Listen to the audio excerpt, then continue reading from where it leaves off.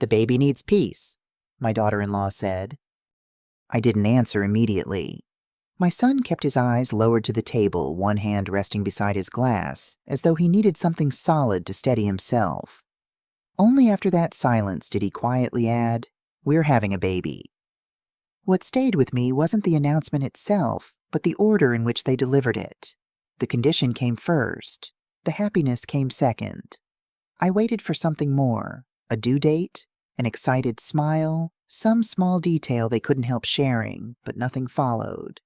Maris simply watched me with a measured expression as though she was more interested in studying my reaction than celebrating the news. I carefully set my fork beside my plate. "Congratulations," I said. The word felt expected rather than heartfelt, so I gave it exactly as it was required. Neither of them relaxed. That was the second thing I noticed. I nodded once before adding, "Peace matters." Maris leaned forward slightly clearly, believing the conversation was finally moving in the direction she wanted. "Exactly," she replied. "That's why we think things should be quieter. More stable." I repeated the phrase silently to myself. More stable. Then I answered, "In that case, you should find a place that gives you exactly that." The silence that followed wasn't confusion or surprise. It was the kind of stillness that comes when something doesn't unfold according to plan. Elon finally lifted his head and looked directly at me. "Mom," he said carefully, "that's not what we meant." I met his eyes without changing my expression. "Then tell me what you did mean." He hesitated just long enough to confirm what I had already begun to suspect. Before he could answer, Maris stepped in smoothly. "We're only trying to plan ahead," she explained. "For the baby. For what's best." I remained standing beside my chair, one hand resting lightly against its back, studying both of them the same way I used to when Elon was a boy trying to explain something that didn't quite make sense. "What exactly are you asking?" I asked. Neither of them answered immediately. Instead, they adjusted, and in that pause I realized this wasn't the beginning of the conversation at all. It was the moment where they expected me to agree with something they had already decided, and that realization carried me back 6 months to the day they first arrived at my front door asking for help. 6 months earlier, Elon had stood in this very kitchen and quietly told me his company was finished. Not struggling, not uncertain. Finished. Maris stood beside him, calm and composed, looking less like someone overwhelmed by what had happened, and more like someone already waiting for the next step. They sold their house within weeks. Too quickly. Much faster than I believed they should have. According to Elon, the sale covered most of their debt, though not all of it. There were still balances, remaining obligations they were trying to work through, and before he could even finish explaining everything, I already knew what I wanted to say. "You can stay here," I told them. 6 months. That gives you enough time to get back on your feet and find a place of your own. I made sure the arrangement couldn't be misunderstood. 6 months, I repeated. Then we'll revisit everything. They agreed immediately. Looking back now, perhaps they agreed a little too quickly, but at the time, I mistook that eagerness for relief. Later that evening, I sat down and wrote the agreement out for myself, noting the dates, the expectations, and the timeline exactly as I always have. Even when family is involved, I've believed that clear agreements protect relationships far better than vague promises ever can. I placed the paper inside the hallway drawer where I keep anything important because comfort has a way of changing memories, while written terms remain exactly the same. The first several weeks unfolded exactly as I had hoped. Elon searched for work, Maris made phone calls, and they both kept mostly to themselves while discussing budgets, applications, and plans for rebuilding their lives. Everything about their routine suggested the arrangement was temporary, which made it easy to believe the agreement would end just as we had intended. Then the small changes began. One afternoon while I was out running errands, Maris reorganized my kitchen. Nothing dramatic had changed. She simply moved dishes utensils and pantry items into places she thought made more sense. When I opened a drawer and couldn't find what I expected, she smiled politely and explained that she had only been trying to make things more efficient. I said nothing. A few days later, Elon casually referred to the house as our place, before immediately correcting himself. I noticed. I let it go. At the time, each incident felt too minor to question on its own, yet small things have a way of settling quietly into everyday life. By the time you recognize the pattern, it has usually been growing for much longer than you realized. Gradually, they began treating the house differently. It wasn't anything obvious enough to confront, but the atmosphere slowly changed.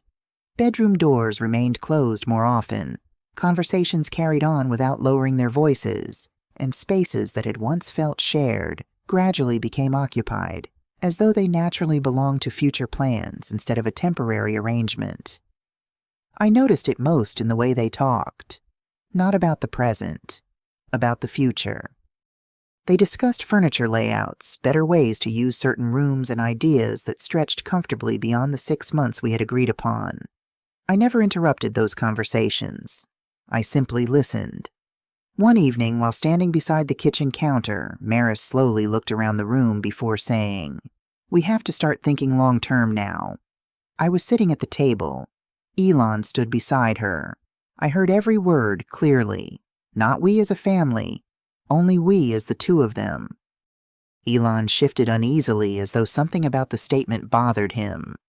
"Mom, we're not trying to," he began. Then he stopped. He never finished the sentence. He never corrected what had just been implied. Instead, he allowed Maris to continue. "We're just trying to be practical," she said evenly. "We need to make sure everything is set up the right way." I watched her carefully, paying less attention to the words themselves than to the confidence behind them. She wasn't asking permission. She was speaking as though the only thing left to decide was whether I would quietly accept what they had already begun imagining. When I didn't answer immediately, I noticed the slightest change in her expression. It was almost invisible, nothing more than a brief tightening around her eyes before the calm composure returned. It wasn't anger. It was impatience. In that moment, I understood something important. This was no longer about adjusting to a temporary living arrangement. Little by little, they were reshaping it into something permanent, hoping the changes would happen so gradually that I wouldn't question them until they already felt inevitable. I still said nothing. At the time, it all seemed manageable, small enough to overlook. But the way they spoke about my home, my time, and my future was already moving far beyond the agreement we had made 6 months earlier, and I could feel that it wouldn't be long before those quiet assumptions became a direct request. The conversation didn't change all at once. Instead, they continued building toward it one careful step at a time. Maris spoke first, her voice steady and composed, as though she were simply sharing something every reasonable person would already understand. "The doctor said stress isn't good," she explained, "especially this early. Pregnancy needs calm consistency in a quiet environment." Elon sat beside her and gave a small nod, but he never added anything of his own. He simply allowed her to continue. "Space matters too," she said. I was still standing beside the chair. I hadn't returned to my hand resting lightly against its back, exactly where it had been moments earlier. Then, without hesitation or any attempt to soften the request, she finally said what all of those careful observations had been leading toward. "Maybe you could stay somewhere else for a while." The sentence landed with remarkable calmness. There was no apology, no uncertainty. It wasn't presented as an idea they wanted to discuss. It sounded like a solution they had already accepted. I didn't move. "What exactly are you asking?" I said quietly. Elon shifted in his chair, his fingers tightening briefly around the edge of the table, as though he understood the question belonged to him. For a moment, it looked as if he intended to answer, but before he could speak, Maris looked toward him and then calmly returned her attention to me. "We're only trying to think ahead," she replied.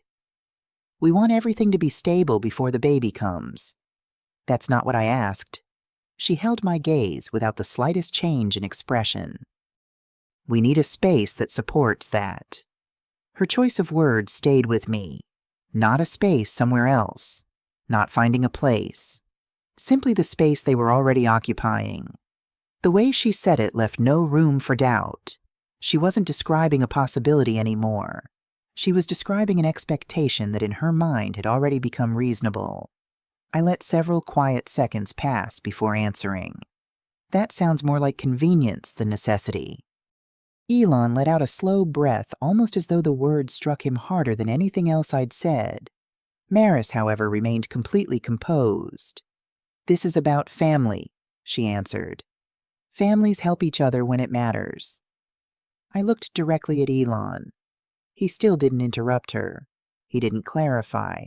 He didn't explain. Most importantly, he didn't disagree.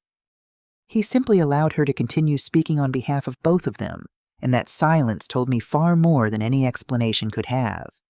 I gave a slow nod, not because I agreed, because I finally understood what this conversation had become. "Then be honest," I said. "Tell me exactly what you're asking." Neither of them answered immediately. The silence between us wasn't caused by uncertainty. It came from deciding how directly they were willing to admit what they wanted. In that moment, I realized they weren't searching for the right words. They were searching for the safest version of the truth. When I finally spoke again, I kept my voice calm, steady, and completely free of anger. "I'll help you build something of your own." I paused only long enough to make sure both of them were listening. "But I won't hand it to you." The words settled quietly across the room. They didn't need to be louder than that. Elon reacted first. His voice wasn't angry, but I could hear months of pressure beneath it. "You said you'd help." "I did," I replied. "I never said I'd replace your responsibility." For a moment, he looked ready to argue. He leaned forward, slightly opened his mouth as though another sentence was already forming, then stopped before speaking. That hesitation stayed with me far longer than any argument would have because it revealed something important. Deep down, he already knew where the line should have been. Before the silence could grow any heavier, Maris stepped smoothly back into the conversation. Her tone softened, not because the meaning had changed, but because she wanted it to sound easier to accept. "We're not asking you to give anything up," she said. "We're only trying to make this work for everyone." The wording was careful. For everyone. It sounded inclusive, balanced, almost generous.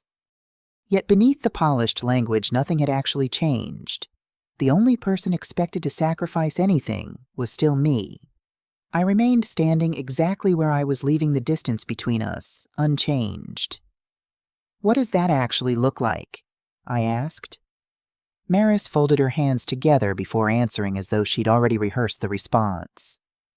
"It just means adjusting things for a while until we're stable again." Adjusting things. Not honoring the agreement we'd made. Not acknowledging the 6-month timeline. Simply adjusting reality until it matched the future they wanted.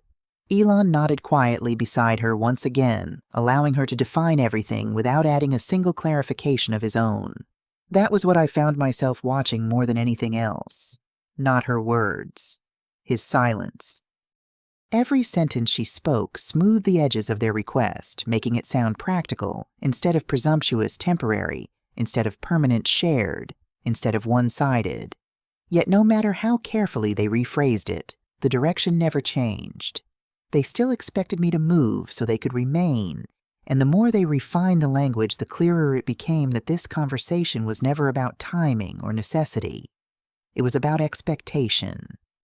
By then, I had stopped listening only to what they were saying. I had started paying close attention to everything that didn't quite fit together, because experience had taught me that when people spend more energy shaping their words than explaining the truth, the answers are often hidden in what they choose not to say. It wasn't one specific moment that made me start looking more carefully. It was the accumulation of small details that on their own seemed easy enough to dismiss.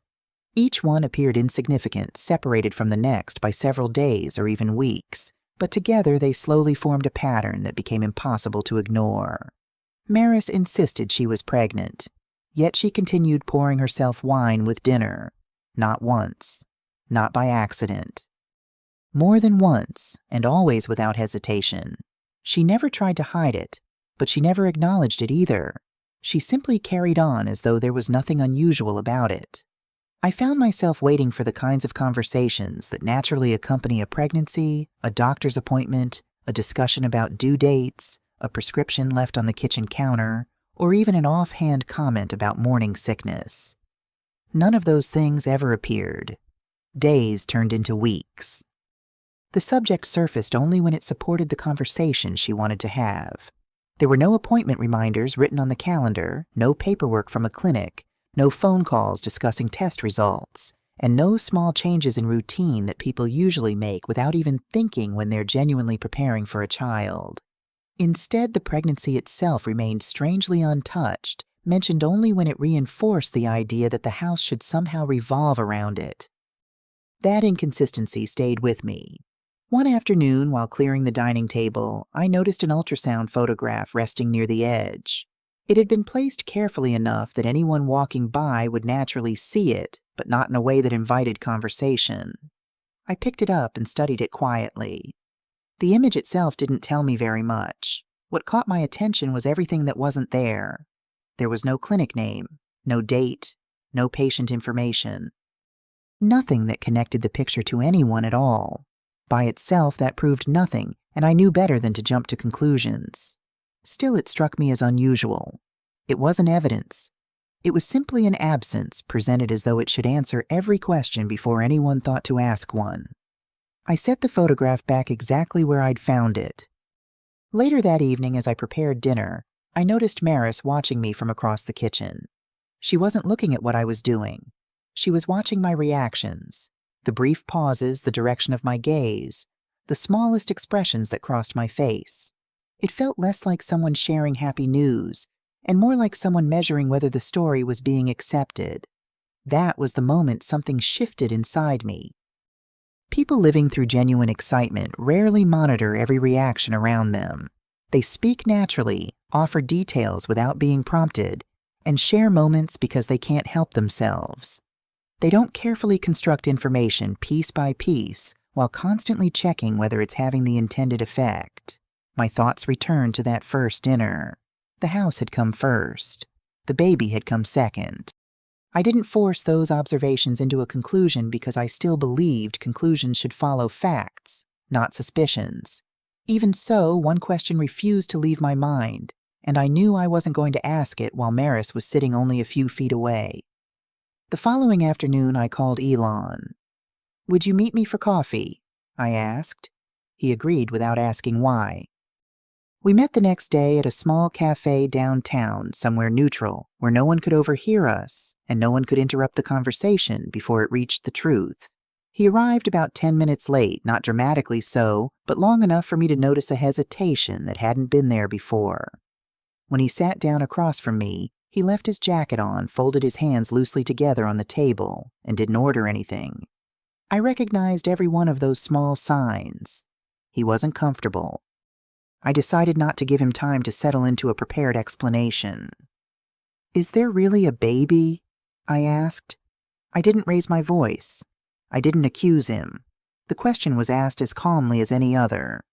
For a moment, he became completely still, not with surprise, with recognition. He already knew this conversation was coming. His eyes dropped toward the table before drifting briefly toward the cafe window. He never looked offended, confused, or indignant. Instead, he looked like someone who had been carrying an answer for a long time and had finally run out of reasons to avoid saying it. After several silent seconds, he exhaled slowly. "No." The word came quietly, without excuses, without qualifications, simply the truth. I let it remain between us without rushing to fill the silence. Elon didn't try to take the answer back or soften it into something easier to accept. "We thought," he began before stopping. His jaw tightened briefly. "We thought it would make things easier." "Easier to do what?" I asked. He rubbed his hands together slowly before finally meeting my eyes. "To get you to agree." That was all he said. There were no elaborate explanations, no attempt to present it as a misunderstanding, no effort to blame someone else. Just the truth. I nodded once, not because I approved, but because there was nothing left to reinterpret. Once something has finally been spoken honestly, clarity replaces speculation, and I realized the lie hadn't been born out of panic or desperation. It had been planned, shaped, and used because they believed it would persuade me to surrender something I had already made clear was never being offered. The conversation wasn't about uncovering the truth anymore. It was about understanding just how far they had already been willing to go. The truth didn't end with the lie. Once Elon stopped trying to protect the story they had created, the conversation naturally shifted towards something even more revealing. I never demanded financial records or insisted that he justify every decision. I simply listened, and for the first time in months, he answered without trying to defend himself. "The credit cards are almost maxed out," he admitted quietly. I didn't interrupt. The startup still left us with debt. Some of it carried over after we shut everything down, and we thought we'd be able to catch up once things stabilized. He used that word again. Stabilized. I let it pass without commenting because I wanted to hear everything else that followed. "And the rest?" I asked. He looked down at his hands before answering. "We spent more than we should have." There was no attempt to disguise it. No complicated explanation. No one else to blame. We were trying to keep life feeling normal. I continued listening. Eventually, after another long pause, he admitted what had been driving so many of their decisions from the beginning. Maris never thought it made sense to start over in a smaller place. There it was. The sentence I'd been waiting to hear. He still couldn't quite meet my eyes as he continued. She kept saying, "Why would we pay rent somewhere else when there's already a house?" My house. He never actually needed to say those words because both of us understood exactly which house she meant. He spoke more quietly now, as though saying everything aloud finally allowed him to hear how it sounded. She believed we'd only be wasting money renting when there was already somewhere available. Available. Not offered. Not borrowed. Simply available. That single word revealed far more than the rest of the conversation combined. It carried no sense of gratitude or temporary dependence. Instead, it treated my home as though it were an unused resource waiting to be claimed.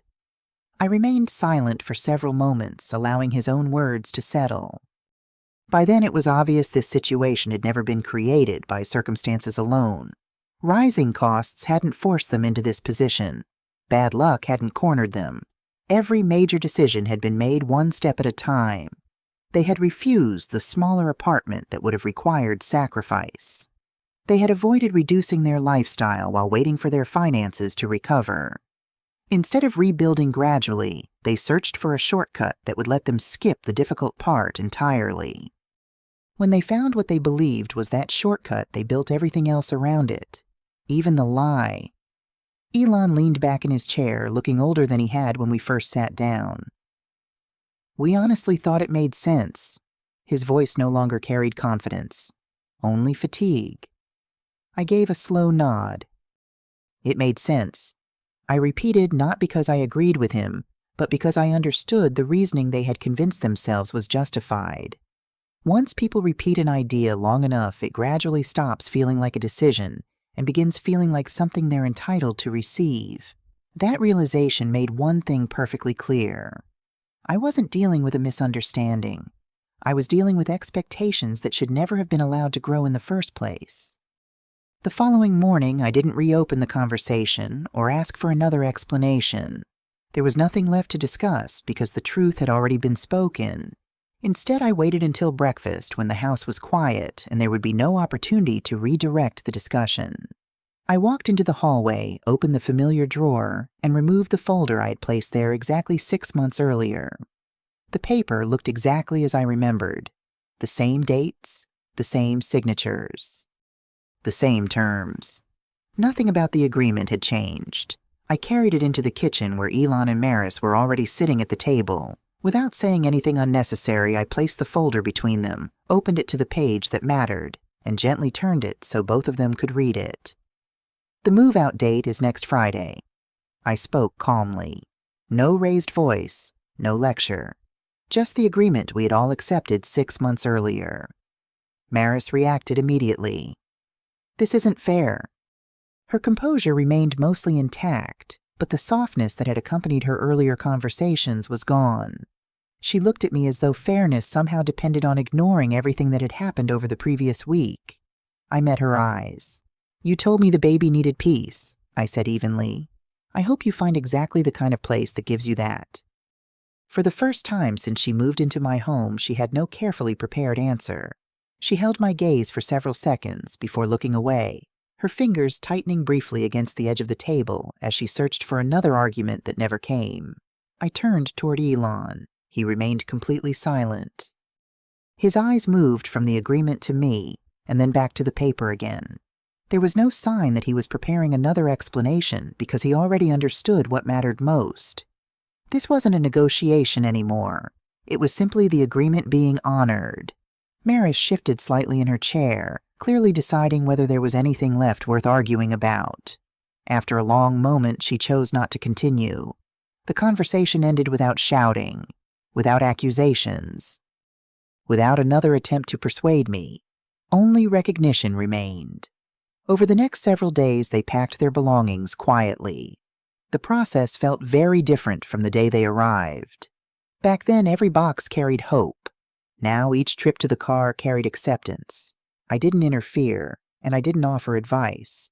They were fully capable of completing the move on their own, just as they were fully capable of rebuilding their lives once they accepted responsibility for doing so. When Friday finally arrived, they carried the last of their belongings out to the car, one final box at a time. I stood quietly in the doorway as they drove away, watching the house slowly return to exactly what it had been before they arrived. As the silence settled over the rooms again, I realized nothing about the house itself had changed. What had changed was my willingness to allow it to become something it was never meant to be. The months that followed unfolded without any dramatic turning point. There was no emotional reconciliation, no unexpected crisis, and no single conversation that suddenly erased everything that had happened. Instead, life moved forward the way it usually does, quietly, one ordinary day after another, until the distance between the past and the present became noticeable only when I stopped to look back. Elon rented a small apartment across town. It wasn't spacious. It wasn't impressive. It was simply practical. 2 bedrooms, basic furniture, and no unnecessary extras. The first time he mentioned it, he didn't try to convince me it was wonderful, nor did he complain about what it lacked. He described it honestly. "It isn't what we imagined," he admitted one afternoon over coffee, "but it works." That answer stayed with me, because it was the first time in a long while that he spoke about his circumstances without trying to make them sound better than they were. He had finally begun looking at reality instead of comparing it to expectations. Little by little, he started rebuilding his finances. He tracked every expense, planned each month's budget before spending anything, and focused on reducing the debt left behind by the failed startup. There were no shortcuts this time, no risky investments promising quick solutions, and no expectation that someone else would step in before the consequences arrived. Progress came slowly, but it was genuine because every improvement was earned rather than borrowed. Whenever he visited, I noticed the difference immediately. His conversations had changed. Instead of talking about what he hoped would happen someday, he spoke about what he had actually accomplished that week. Sometimes it was paying off another credit card balance. Other times it was finding a less expensive insurance policy or putting money into savings for the first time in months. None of those achievements sounded dramatic, yet together they represented something far more valuable than the lifestyle he had once been chasing. Maris rarely came up in our conversations. At first, Elon mentioned that she was staying with her mother while they tried to sort things out. A few weeks later, he stopped offering updates altogether. I never pressed him for answers because some endings don't need to be explained in detail. The absence of someone speaks clearly enough on its own. Eventually, through the natural way family news travels, I learned they had separated. There had been no explosive argument. No single event that ended the relationship. Instead, they slowly drifted apart after reality replaced the future they had imagined. Once the idea of living in my house disappeared, so did many of the plans they had built around it. Without that expectation holding everything together, they were finally forced to confront the life they actually had instead of the one they believed they deserved. I felt no satisfaction hearing that, only sadness. No mother wants to watch her child struggle, even when those struggles are the result of his own decisions. At the same time, I understood that protecting someone from every consequence often prevents them from becoming the person they're capable of being. While Elon's life gradually settled into a healthier rhythm, I made a few important changes of my own. I met with my attorney and transferred the house into a trust with carefully written conditions that left nothing open to interpretation. If Elon ever inherited the property one day, it would happen through responsibility rather than assumption. Everything was documented clearly because I've learned that uncertainty creates expectations, while clarity protects relationships. I also removed my name from every remaining financial connection between us. Old notifications, emergency authorizations, shared permissions. Anything that blurred the line between his responsibilities and mine quietly disappeared. None of those decisions came from anger. They came from a desire to ensure that love would never again be confused with financial obligation. One quiet evening after Elon had stopped by for coffee, I walked slowly through the house, pausing in each familiar room. Nothing had been rearranged, yet the atmosphere felt noticeably different. The invisible pressure that had settled over the home during those 6 months was gone, replaced by the peaceful familiarity I remembered before they ever moved in. Standing in the living room, I found myself thinking about everything my husband and I had invested here over the years.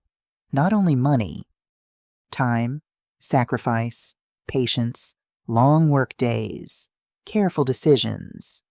Every wall represented years of effort that no one else had lived through. And for the first time since Elon arrived with his suitcases, I no longer felt guilty for protecting what we had spent a lifetime building. I finally understood that my home had never been a solution waiting for someone else's problems. It was the result of decades spent solving my own. Looking back now, I don't think the most important lesson came from discovering there was never a baby. As painful as that lie was, it wasn't the real turning point. The deeper truth was realizing how easily expectations can replace gratitude when boundaries remain undefined for too long. By the time Elon and Maris asked me to leave my own home, they had already convinced themselves they were asking for something reasonable. That belief hadn't appeared overnight. It had grown quietly through a series of small assumptions that neither of us challenged early enough. Life settled into a comfortable rhythm over the following year. Elon continued working steadily, and each time he visited, I noticed another small change. He no longer spoke about shortcuts or opportunities that promised quick success. Instead, he talked about budgets, savings goals, and the satisfaction of watching debt slowly disappear. Those conversations weren't exciting, but they carried something much more valuable than excitement. They carried ownership. For the first time in a long while, he wasn't waiting for life to become easier. He was building it one decision at a time. One afternoon, nearly a year after moving out, he stopped by carrying a small toolbox instead of another problem. A loose fence panel had been bothering me for weeks, and before I even mentioned it, he had already started tightening the hinges and replacing a few weathered screws. We spent the afternoon working quietly together before sitting on the back patio with coffee as the sun began to set. The conversation drifted from ordinary memories to his father, and after a long silence, he finally looked at me. "I understand now," he said softly. I didn't ask what he meant. He answered anyway. "When Dad built this place, I always thought the house was the achievement. I never realized the real achievement was everything the two of you had to become before you could afford it." I smiled because those words told me more than any apology ever could. "That's the part people usually don't see," I replied. "They notice the finished result but forget the years of sacrifice that came before it." He nodded slowly. "I used to think asking for the house would solve our problems. Now I know it only would have delayed them." There was no bitterness in his voice, only honesty. Hearing him say that confirmed something I had hoped ever since our conversation at the cafe. He hadn't simply accepted my decision. He had finally understood it. Not long afterward, I received one brief message from Mary's. "I hope you're doing well." There was no explanation, no attempt to revisit the past, and no request hidden beneath the words. I answered just as simply, "I hope you find peace too." That was enough. Some relationships don't return to what they once were, and not every chapter needs a dramatic conclusion. Sometimes people simply continue in different directions after learning different lessons. These days, my home feels exactly as it should. The mornings begin quietly with coffee by the kitchen window. The afternoons are often spent tending the garden my husband loved so much, and the evenings end with the comforting silence that only a place built through years of patience can provide. Every room reminds me that lasting security isn't created by avoiding difficult seasons. It's created by moving through them one careful step at a time, even when the path feels slower than everyone else's. When I think back to the day Elon and Maris first moved in, I no longer remember the disappointment as clearly as I once did. Instead, I remember the agreement folded neatly inside the hallway drawer, and the decision I made to honor it. Keeping that promise wasn't an act of stubbornness or punishment. It was an act of respecting the life my husband and I had spent decades building together. This house was never meant to rescue someone else from the consequences of their choices. It was the quiet reward for our own choices repeated consistently over many years. Protecting it didn't mean I loved my son any less. It simply meant I finally understood that real love can offer support without surrendering boundaries, and that sometimes the greatest gift a parent can give isn't another rescue. It's the opportunity for a child to discover the strength that only responsibility can build. Looking back now, I don't think the most important lesson came from discovering there was never a baby. As painful as that lie was, it wasn't the real turning point. The deeper truth was realizing how easily expectations can replace gratitude when boundaries remain undefined for too long. By the time Elon and Maris asked me to leave my own home, they had already convinced themselves they were asking for something reasonable. That belief hadn't appeared overnight.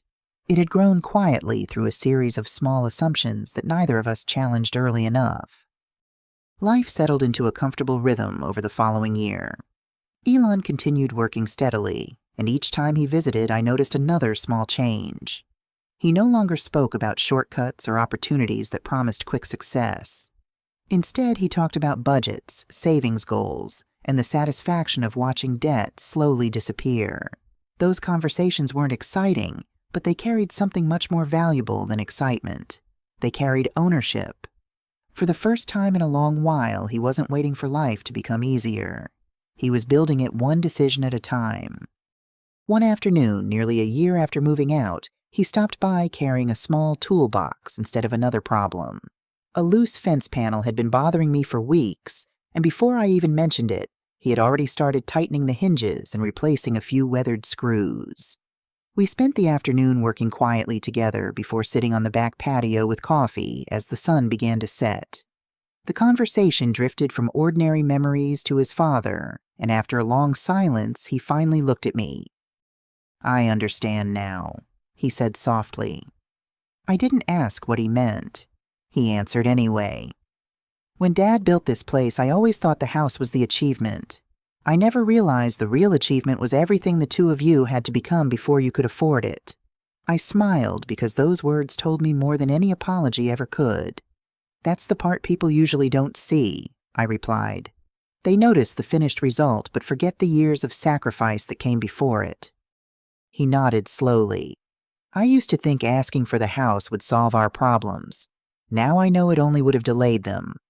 There was no bitterness in his voice, only honesty. Hearing him say that confirmed something I had hoped ever since our conversation at the cafe. He hadn't simply accepted my decision. He had finally understood it. Not long afterward, I received one brief message from Maris. "I hope you're doing well." There was no explanation, no attempt to revisit the past, and no request hidden beneath the words. I answered just as simply, "I hope you find peace too." That was enough. Some relationships don't return to what they once were, and not every chapter needs a dramatic conclusion. Sometimes people simply continue in different directions after learning different lessons. These days, my home feels exactly as it should. The mornings begin quietly with coffee by the kitchen window. The afternoons are often spent tending the garden my husband loved so much, and the evenings end with the comforting silence that only a place built through years of patience can provide. Every room reminds me that lasting security isn't created by avoiding difficult seasons. It's created by moving through them one careful step at a time, even when the path feels slower than everyone else's. When I think back to the day Elon and Maris first moved in, I no longer remember the disappointment as clearly as I once did. Instead, I remember the agreement folded neatly inside the hallway drawer and the decision I made to honor it. Keeping that promise wasn't an act of stubbornness or punishment. It was an act of respecting the life my husband and I had spent decades building together. This house was never meant to rescue someone else from the consequences of their choices. It was the quiet reward for our own choices repeated consistently over many years. Protecting it didn't mean I loved my son any less. It simply meant I finally understood that real love can offer support without surrendering boundaries, and that sometimes the greatest gift a parent can give isn't another rescue. It's the opportunity for a child to discover the strength that only responsibility can build.